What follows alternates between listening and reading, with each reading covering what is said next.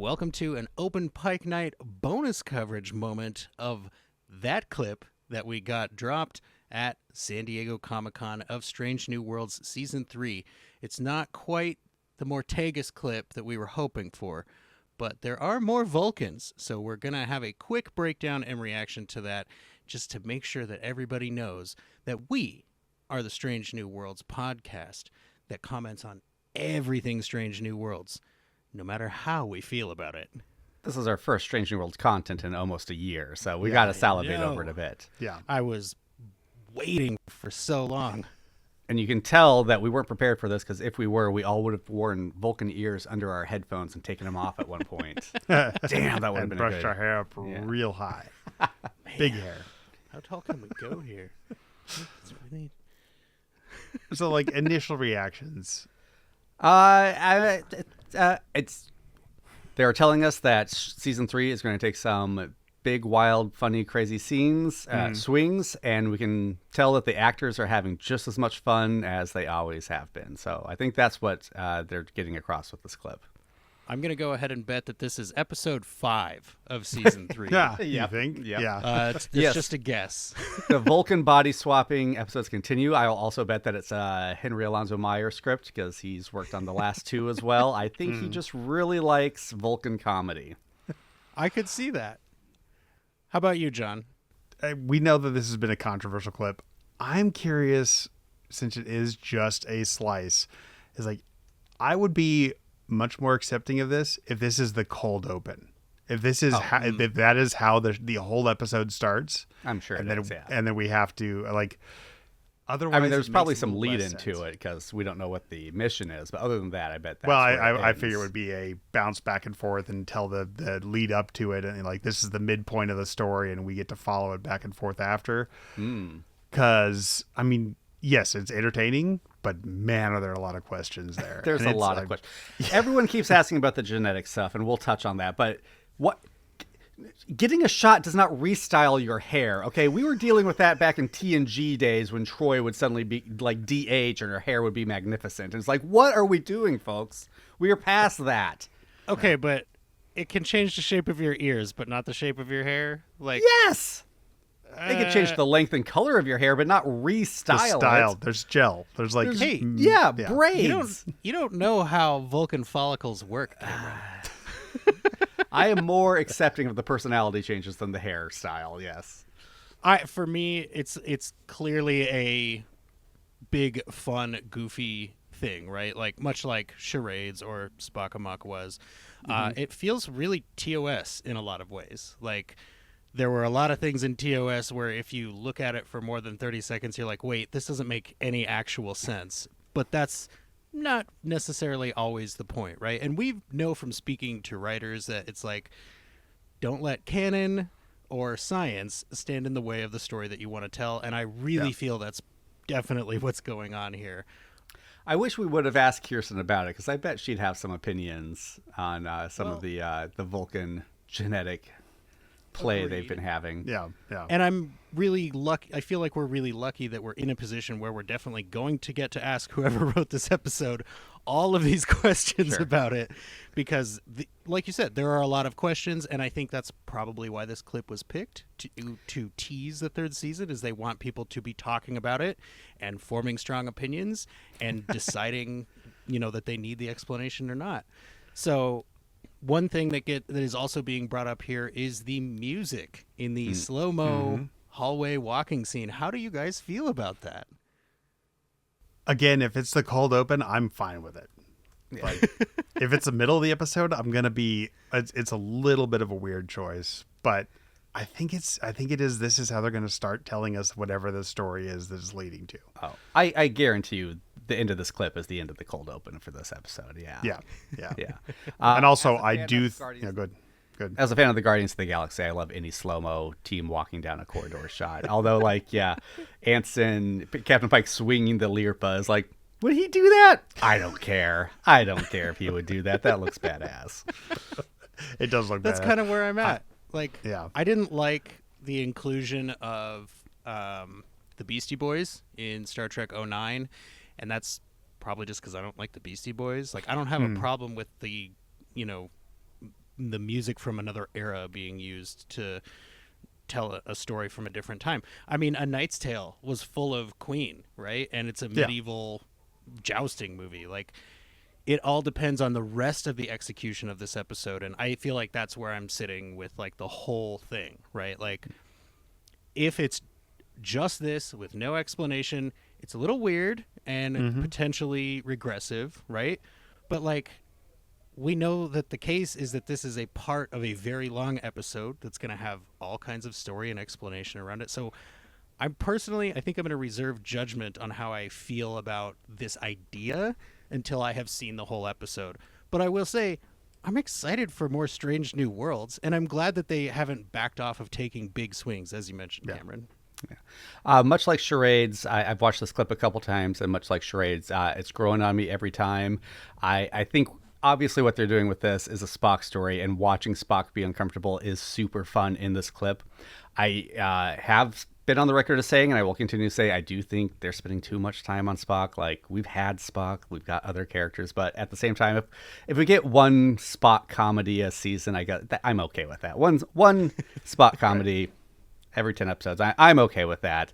And the last two Spock comedies have been very touching. So it's like, I'm sure by the end of this episode, everybody will be, grabbing for the Kleenex. It's like, yeah, there's something very important being said here. I do want to say that it's the Krakowian serum, and I don't know if we talked about this before, but we don't know how the Krakowians work. Like, they are an interdimensional species, right? Like, maybe they did take some of the personality out of Chapel when they reassembled Spock, and maybe somehow reverse engineering that did it. But if you watch the clip closely, because I've been seeing people say, like, oh, they wouldn't bully Spock. Why are they bullying Spock? Do they forget who they are? I don't know. If you watch this, like, who they are doesn't change. They're not bullying Spock. That's missing the point.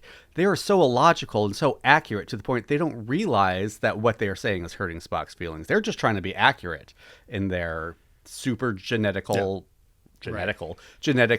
way. So when you watch it, I think all the characters are them just filtered through a super logical Vulcan filter. I am not eloquent today. I apologize, everyone. I think for a lot of folks, it's that the logic isn't necessarily a genetic trait for Vulcans. But do we know that? Well, I mean, yeah, we know that culturally they decided at some point we need to adhere to logic, right? And millennia of evolution of the Vulcans who are more apt to do that would then create a species that is more genetically apt to cover their deep emotions with logic.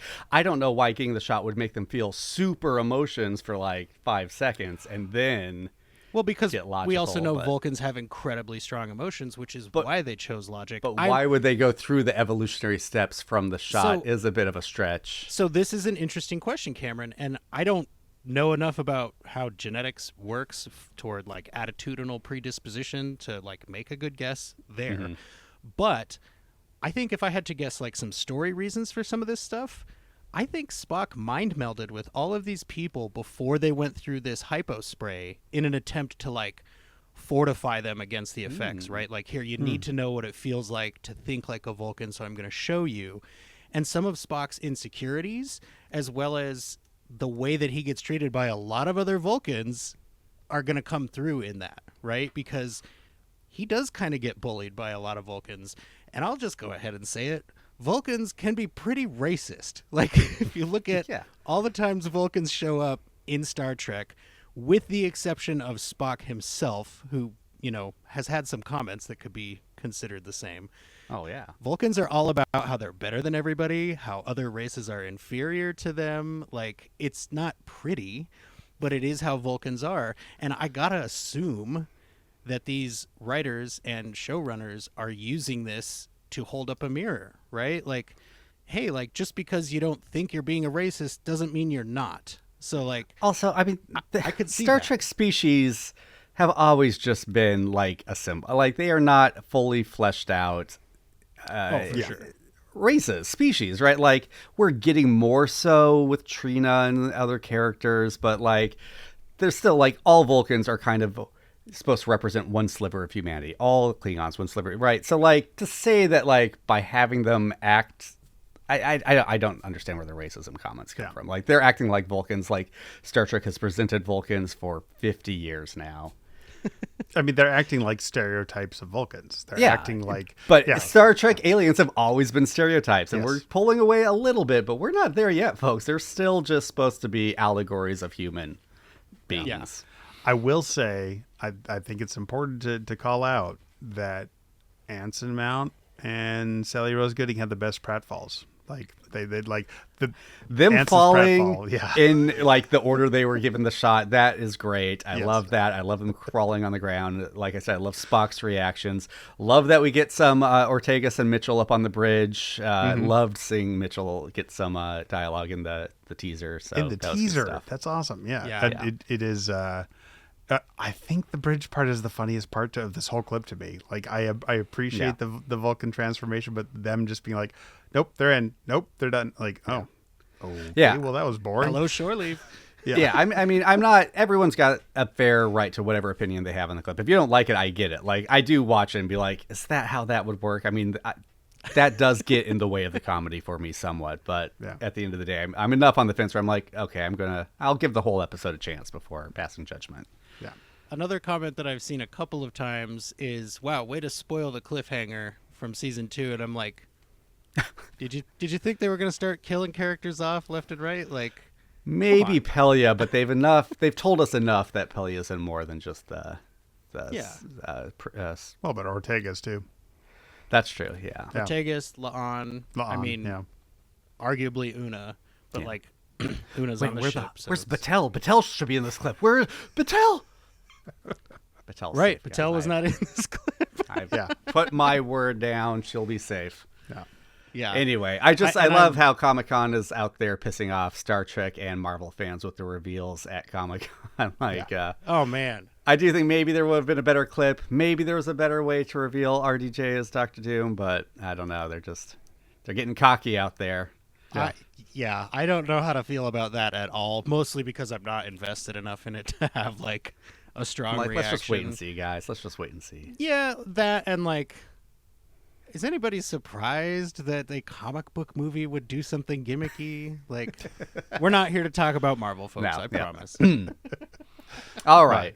All right. So enjoy again the first new Strange Worlds content in a year, and It's all you guys will be watching for the next 8 months. So enjoy it. yeah, Just the try to haircuts enjoy it. alone. The haircuts even before the transformation, you guys. There we like, go. Everybody has gorgeous hair. It's new. Yeah. It's fun. There's a lot more hair in this season. Yeah.